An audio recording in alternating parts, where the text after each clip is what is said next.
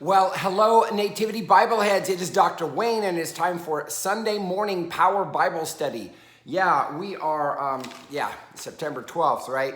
Proper 19B, if you're keeping track.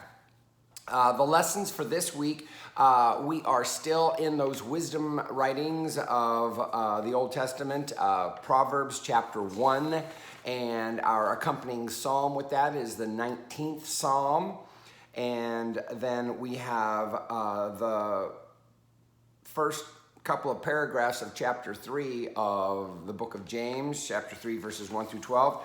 And then we have a very familiar gospel passage from Mark 8, 27 to 38. Let's get to it, shall we? The Proverbs passage, it comes from chapter 1, and we are spending a few weeks in the wisdom writings of Old Testament literature. And one of the very distinctive items of the wisdom writings of the Old Testament is this personification of wisdom as a female personage. If you look at our passage in chapter 1 is verses 20 to 33. Now, overall, the book of Proverbs is geared toward the teaching the young man, teaching the boy, because that's just the way things were back then. Boys had privileges called they get to be taught. And it was something that when the wisdom writers put stuff together, they used imagery that would be, if you will, tantalizing to the boy, okay? And if you think about it, not a bad way to go to personify wisdom as a voice of a woman in that regard, right? Well, here we have it. Wisdom cries out in the street. In the squares, she raises her voice. So in life back in these days, we're talking like, I don't know, anywhere between the 8th to the 4th century BC. We don't know exactly when this stuff was written, but it could be ancient, even more ancient than that.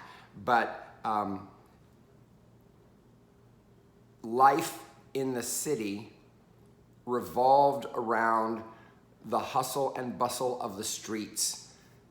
No internet, no people aren't buying stuff online back then. Guess what? Everybody's out, and this is where commerce is enacted and where discourse is shared. Wisdom cries out in the street. In the squares, she raises her voice. At the busiest corner, she cries out. At the entrance of the city gates, she speaks. The city gates, this is where wise people, even kings, would sometimes post themselves and make themselves available for adjudications and settling of arguments, arbitration type stuff, right?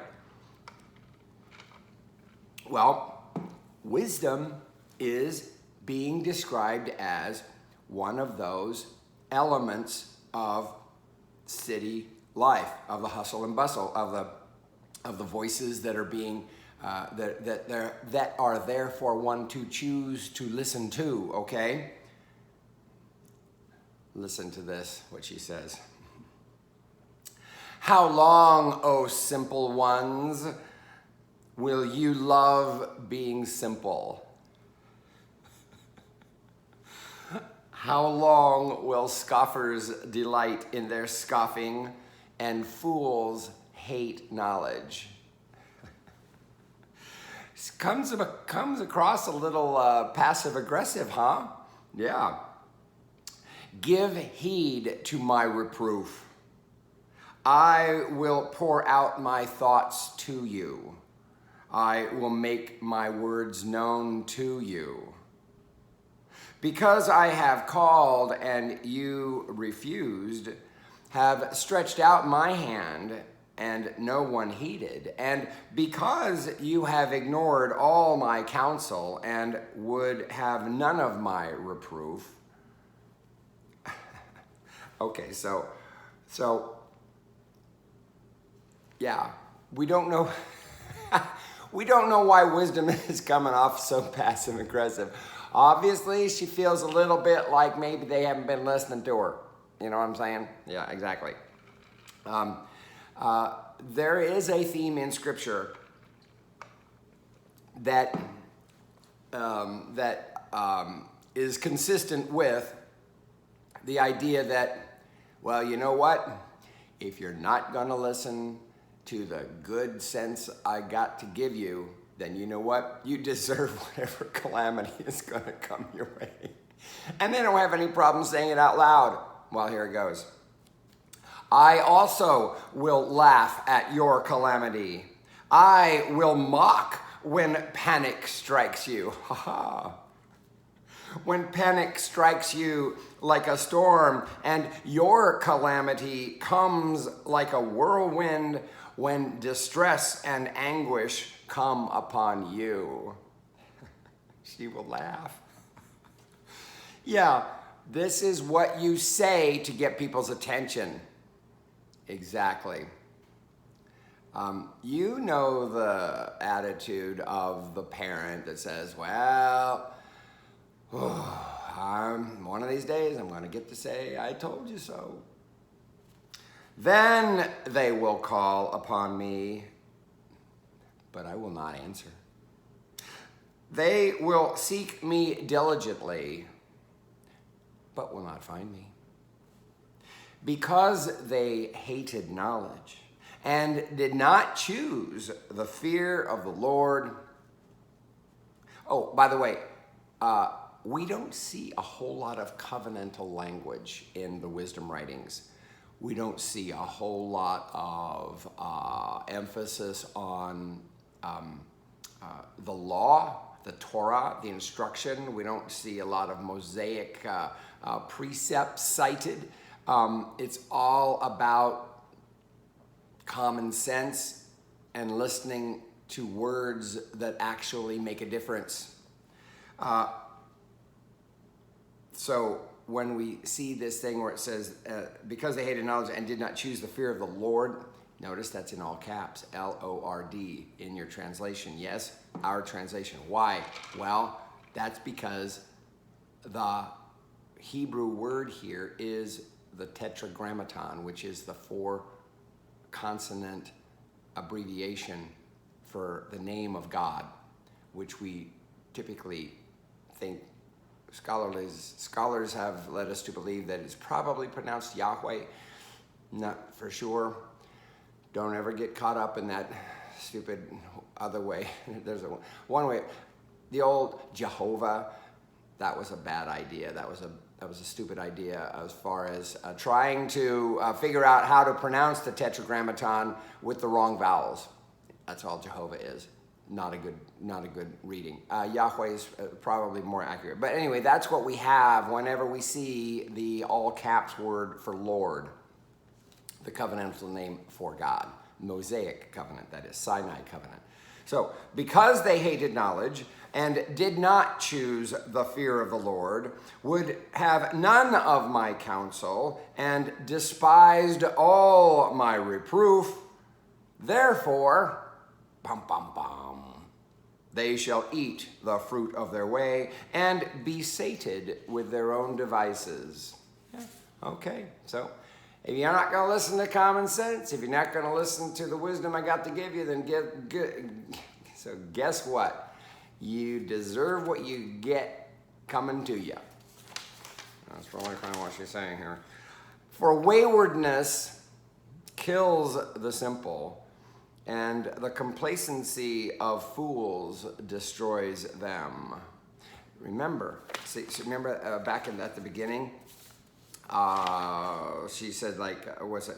Oh, how long, oh simple ones, will you love being simple? This is a derision, if you will, of men, boys, young men who refuse to listen to the wise counsel of the elders. Okay, so here at the end of this retort, the voice of wisdom is now this is called an inclusio, referring to the hearers as simple again. For waywardness kills the simple, and the complacency of fools destroys them. But those who listen to me will be secure and will live at ease without dread of disaster. This is the counsel of our wisdom writings. And like I said, we are not 100% sure when it was written. It's possible that it might not have ever gotten canonized until after the exile was over. And the exile of all things could definitely be put into the category of disaster. Okay, so this is significant in that we have this presentation of the voice of wisdom as a female voice. Our book of Proverbs will again, see, this is the reason why to talk about it as being like that Solomon wrote it, it's like, it just makes no sense. Proverbs chapter 8 is again going to speak of wisdom in this female personage. In fact, this female personage speaks in the first person as wisdom. There was a Greek idea of Sophia. Sophia, that's the word, that's a part of our word philosophy. Literally means wisdom. Philosophy means love of wisdom. But this female imaging of wisdom is replete in the book of Proverbs. Chapter 9 comes back to this thing of wisdom as someone who has her house. She is depicted as one who has prepared this wonderful banquet, this wonderful feast. Come, everybody come to my house and eat.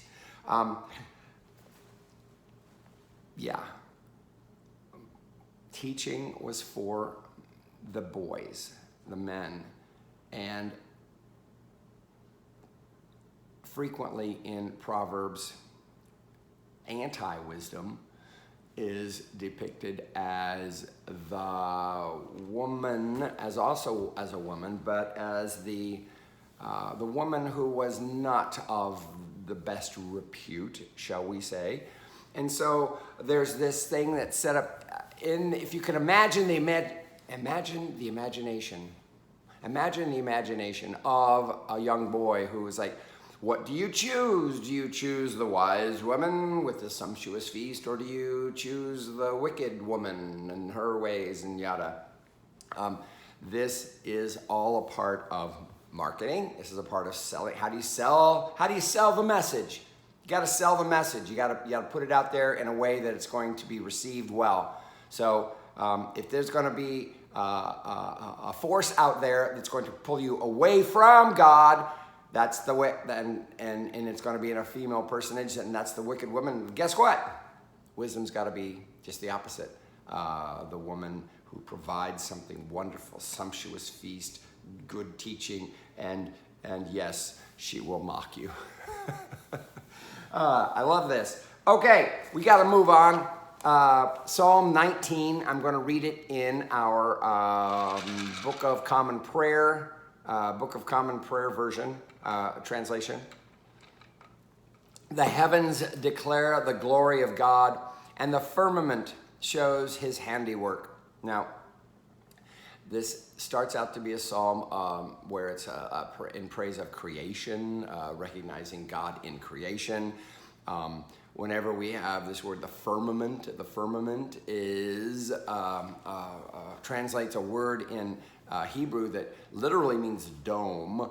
And if you remember the creation story, there is this day when the dome is put in place. Remember, the creation picture is the world is a giant snow globe.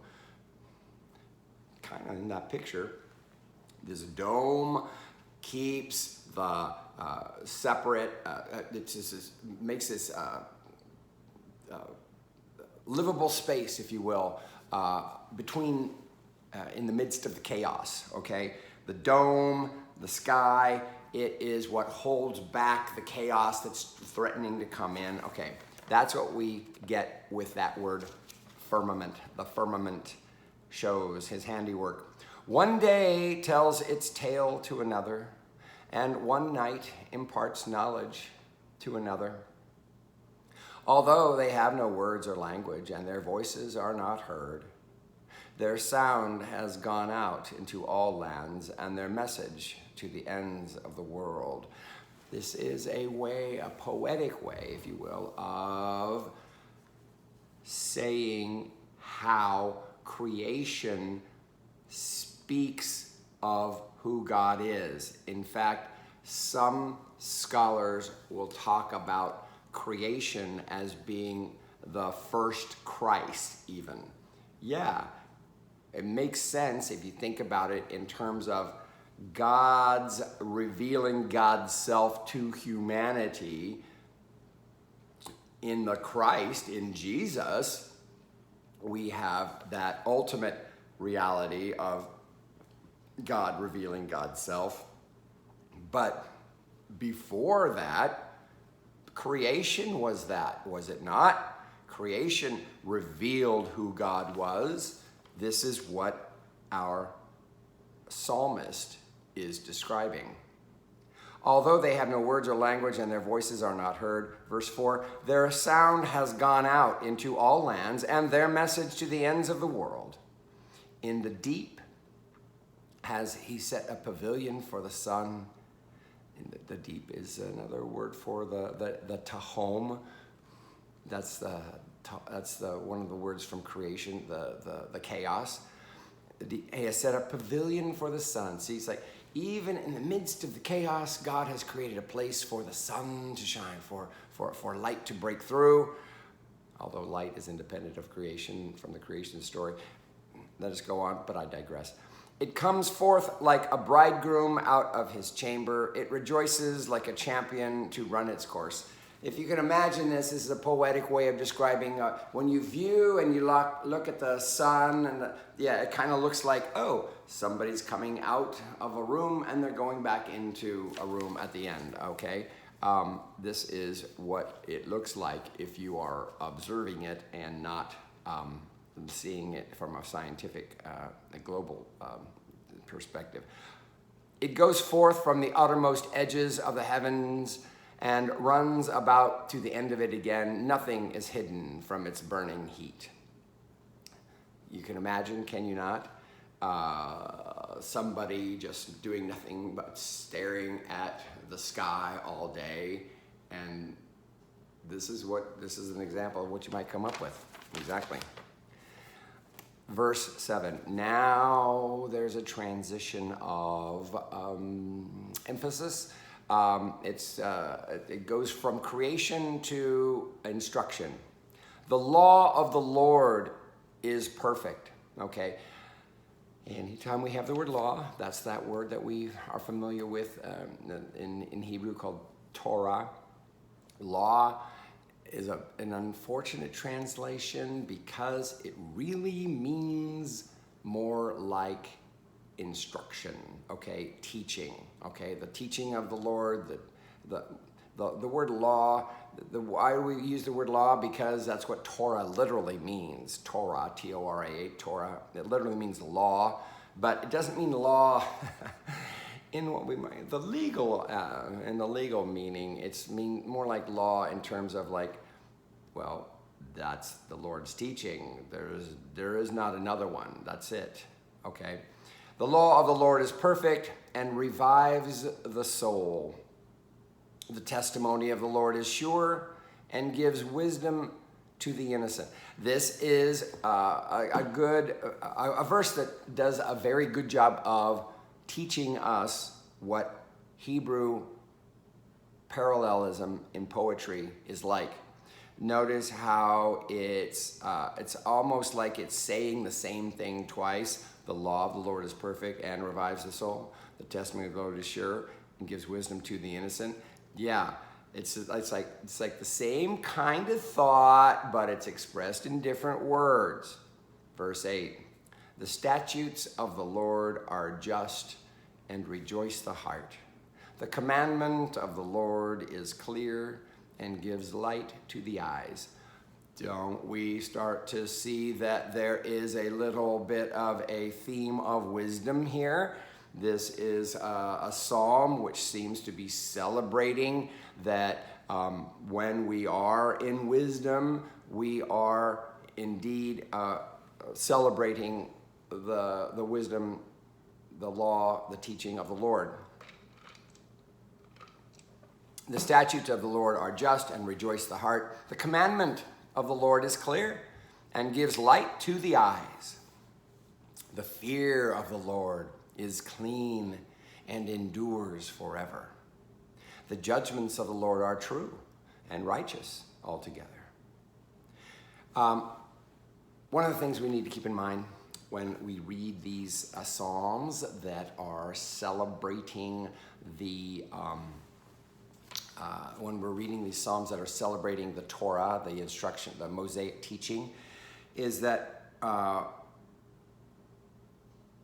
when Israel returned from the exile, one of the emphases of the teachers of the day came from a place that you could call, we're not going to let that happen to us again. No, we lost our land once, we're not going to lose it again. And so there is a doubling down, if you will, a re-emphasis, if you will, on the commandments, on the Torah, on the instruction, because the prophets had taught that why had calamity come upon Israel? Why did they get exiled? Because they didn't follow the Mosaic law. Exactly. All right. The fear of the Lord is clean, endures forever. The judgment of the Lord. Verse 10. More to be desired are they than gold, more than much fine gold. This is the commandments of the Lord. So notice the Hebrew parallelism. Frequently, the second verse is a slight intensification of the first statement. So that's why we have verse, why it reads like that. More to be desired are they than gold, much more than fine gold, sweeter far than honey in the comb. See that slight intensification? That's the nature of Hebrew poetry, the parallelism, but yet with this hint of an intensification.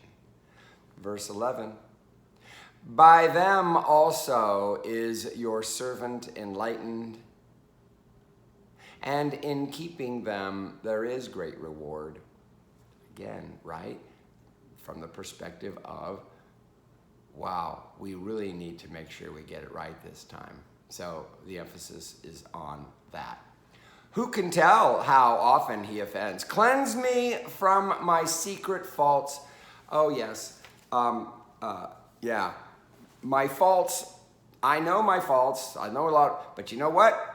There's some things that's wrong with me that I do not do, that I am not conscious of. This is what the psalmist is saying. Cleanse me from my secret faults. Verse 13, above all, keep your servant from presumptuous sins. Let them not get dominion over me. Then shall I be whole and sound and innocent of a great offense. Let the words of my mouth and the meditation of my heart be acceptable in your sight, O Lord, my strength and my Redeemer. You might recall that, I say that. That's my line that I use at the beginning of my sermons, is it not? I didn't write it. In fact, I didn't even first see it in the Psalms. It was something that Dean Knisley used to use at the beginning of his sermons when I was a parishioner at the cathedral, and I liked it, and it was like, oh, I like that. I'm going to use that. So, bada bing, there you have it. We're going to move on because it's 25 minutes in and I haven't even got to the New Testament yet. The epistle reading is from James chapter 3, verses 1 through 12.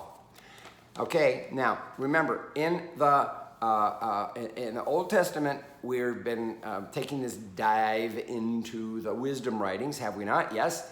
James is an example of a wisdom writing from the Christian point of view, from the Christian perspective, right?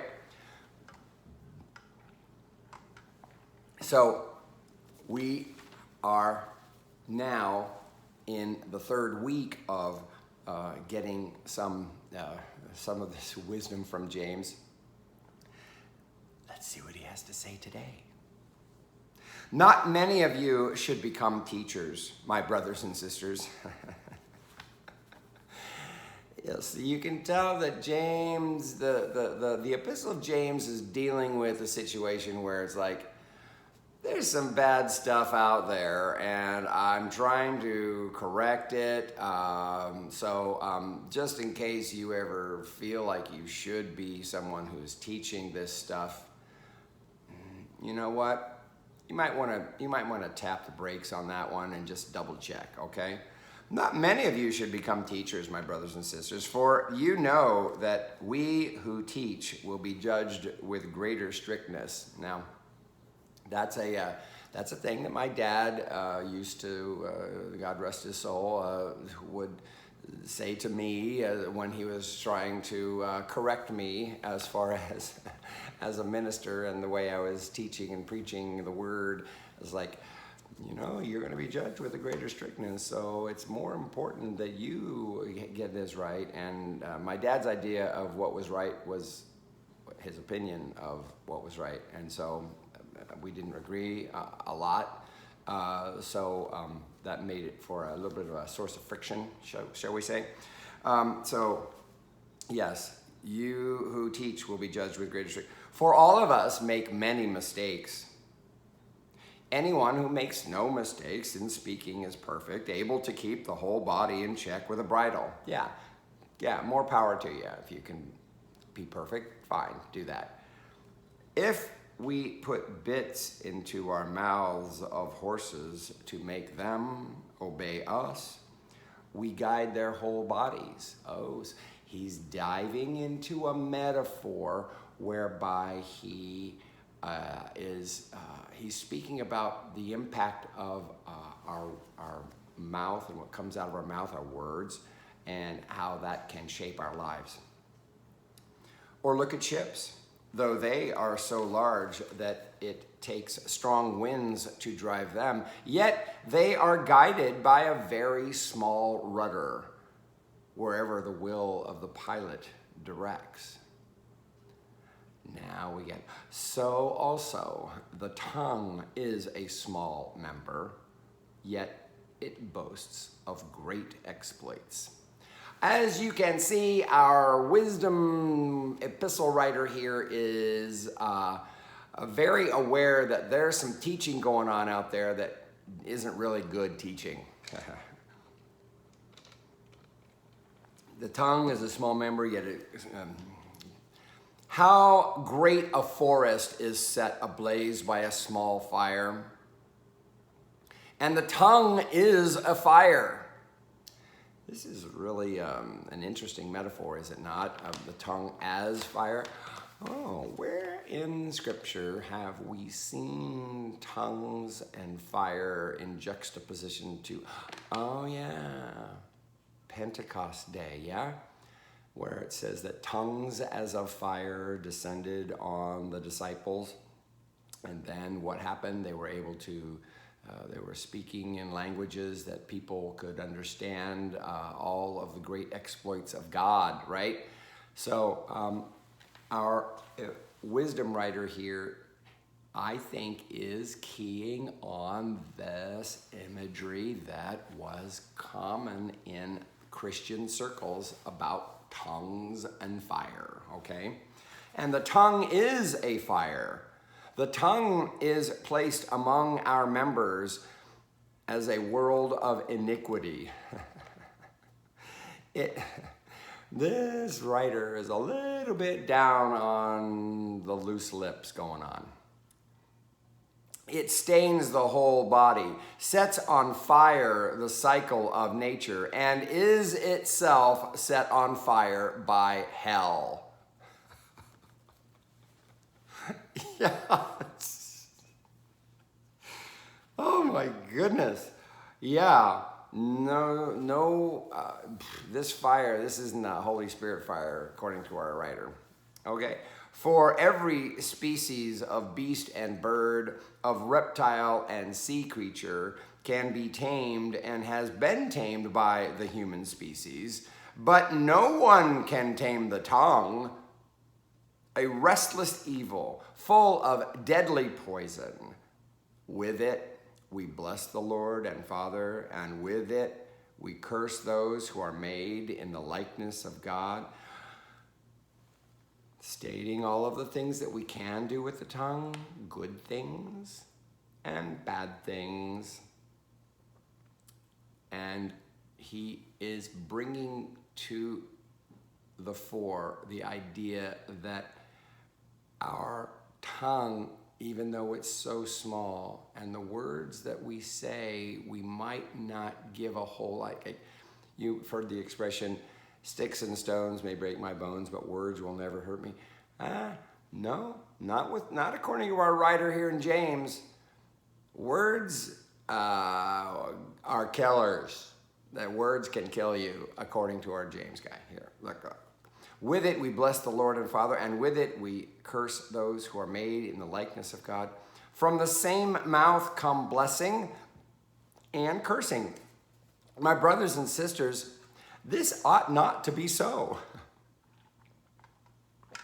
This is what the teacher will say. The teacher will say, let it not be. Yeah. Does a spring pour forth from the same opening both fresh and brackish water? Can a fig tree, my brothers and sisters, yield olives, or a grapevine figs? Yeah, this is the obvious answer is no, right? No more can salt water yield fresh. That is the end of the reading. So our wisdom writer in James is trying to get us to see that the tongue and the words we say, okay, this is a good overall principle, okay? The words we speak create our reality. That's the reason why we need to pay attention to what it is that we spend our time talking about. You know, those conversations that we have with other people, maybe they do make a difference. Maybe all we're doing is just complaining about some baloney, something going on, right? How is our conversation creating the reality we live in? A writer of James seems to think that it makes a huge difference. I think our writer is correct. Our words create our reality. The way we speak and how we speak of things, it's huge. This is why we need to pay attention to ourselves and listen. Are we just complaining about stuff? Are we just like, Oh, well, that guy, he did that again. Well, I got to say something about that. And sometimes our social media goes in that same direction. Social media is the same thing as the tongue, if you think about it. It's still our voice speaking. Okay, I got to get off of that soapbox. I got to write a sermon too. And I haven't decided what I'm going to write about. So who knows? Let's see where we go with that one, shall we? All right. The gospel lesson is from Mark chapter 8, verses 27 to 38. Jesus went on with his disciples to the villages of Caesarea Philippi, and on the way he asked his disciples, okay, so pause now. Whenever we are dealing with the Gospel of Mark, first of all, we want to realize Mark is the oldest gospel, the first gospel written. It's not the first in the Bible, but it is the source for Matthew that he used when he wrote his. We call Mark the second gospel, actually, because canonically it comes second. Mark is only 16 chapters long. Here we are in chapter 8. Chapter 8 is the fulcrum for people who have done, geometry, physics, the fulcrum passage, where everything starts to turn toward Jesus' eventual death on the cross. And here they are, a long ways away from Jerusalem. They're in Caesarea Philippi. And this is the beginning of that march that's going to end up in Jerusalem. Some scholars have referred to Mark as a passion story. Passion story is a story of Jesus' death and crucifixion and all that. Well, as a passion story with an extended introduction. Half of it is just introduction, and the other half is passion story. This is the beginning of that. Jesus asked his disciples, "Who do people say that I am?" And they answered him, John the Baptist, and others, Elijah, and still others, one of the prophets. He asked them, "But who do you say that I am?" Peter answered him. Peter frequently answers for the crowd, and Peter's speaking is considered to be the mind think of the disciples, right? All of these answers of him being John the Baptist or Elijah or one of the prophets all fulfilled expectations that the Old Testament, the Hebrew Bible, had brought about. Peter answered him, "You are the Messiah," or "You are the Christ," or "You are the Anointed One." Now,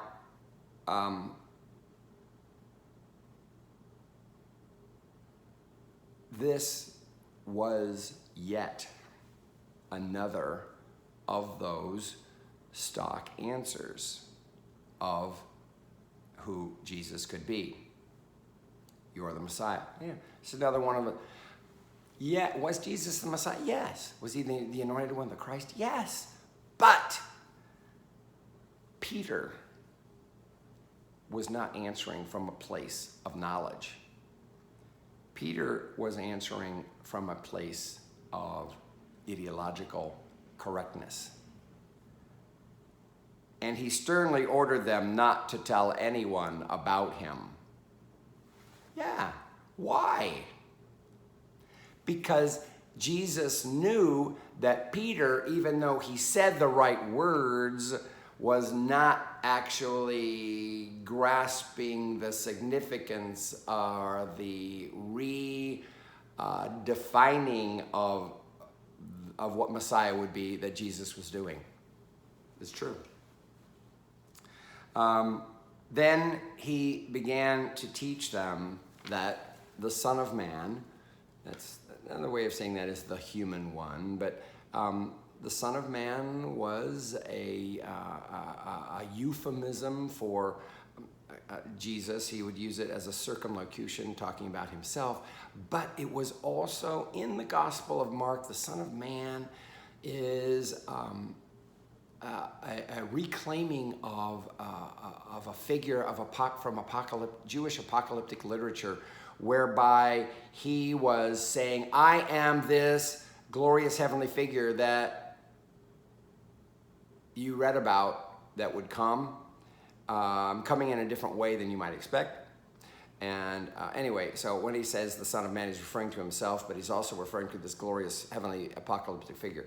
Then he began to teach them that the Son of Man must undergo great suffering and be rejected by the elders, the chief priests, and the scribes, and be killed, and after 3 days rise again. He said all of this quite openly. Okay, here's what we got to get. When Peter said, you are the Messiah, Peter did not have this in mind. That's the reason why Jesus said, he sternly ordered them not to tell anyone about him. And then he began to teach about the Son of Man. And so it's like, okay, Jesus is saying, yes, I'm the Messiah, but I am not that kind of Messiah that you think that I should be. I'm not going to be that kind of Messiah. Yes, did you use the right word? Yeah, that's me. But you've got the wrong idea of what Messiah is going to be, especially the kind of Messiah that I am going to be. Look at this. And Peter took him aside and began to rebuke him. This is why. He's rebuking Jesus because Peter had just said, hey, you're the Messiah. And Jesus just said, hey, I'm the one who's going to get killed. The two do not go together. There is no, in Peter's mind, there's no such thing as suffering Messiah. Messiah does not suffer as far as Peter is concerned. Messiah conquers. Messiah lives. Messiah, the last thing that happens to Messiah is Messiah dies. Jesus is saying Messiah is going to die. Peter took him aside and began to rebuke him. But turning and looking at his disciples, he rebuked Peter and said, get behind me, Satan. By the way, get behind me isn't necessarily like a way of saying like, get out of my way, I got things to do. No, it's more like, follow me. Instead of trying to set the way for me, I'm the teacher and you still have a lot to learn from me. So get behind me and follow me so that you can become enlightened. For you are setting your mind not on divine things, but on human things. Yeah. You are setting... So Jesus here is making a distinction between the kind of Messiah that he knows he has to be versus the Messiah that Peter thinks he should be. He called the crowd with his disciples and said to them, if any want to become my followers, let them deny themselves and take up their cross and follow me. Jesus is basically saying to them, if you want to be a follower of me, guess what? You need to do the same thing that I am doing. It's not good enough to just say, oh, yeah, you go, Jesus, you do that. Woo, thank you for doing that, because I ain't doing that. Jesus is saying that if you want to be his follower, what? You got to be in the same mindset as he does. Denying himself, taking up his cross, and following him. For those who want to save their life will lose it. One of those paradigmatic things. This is kind of, if you think about it, it kind of fits in that wisdom motif of what we've been, of the themes of our readings, with the wisdom writings of the Old Testament and such. For those who want to save their life will lose it. And those who lose their life for my sake and for the gospel will save it. For what will it profit them to gain the whole world and forfeit their life? Indeed, what can they give in return for their life? Those who are ashamed of me and of my words in this adulterous and sinful generation. Frequently, Jesus talked of the current times as being adulterous and sinful. Why? Because in terms of Yahweh worship, the turning to other gods was considered to be like having an adulterous relationship. This is why Jesus uses this imagery. This is consistent with the way the Hebrew Bible, the Old Testament, would talk of the people's infidelity to God was as though they were being adulterous, if you will. And of them, those who are ashamed of me and of my words, and those words are words of suffering, in this adulterous and sinful, of them the Son of Man will also be ashamed when he comes in the glory of his Father with the holy angels. A little bit of a tweakage, a little bit of a peek into an apocalyptic kind of a motif, if you will.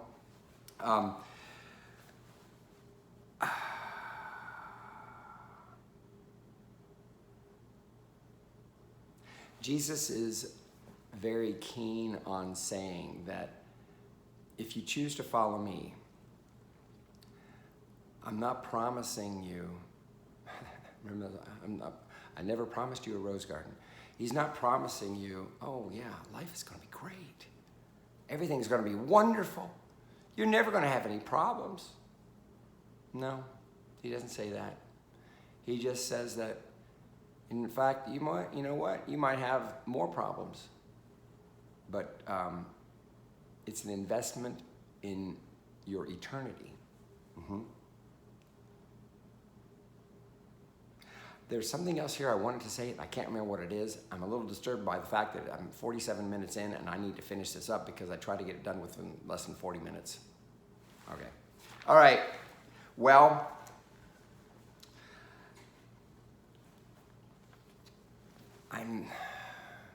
I got a sermon to write, and it's like, I'm not sure, how can I bend this in with our writing from James and also Proverbs? Well, we'll see how that all comes out, shall we?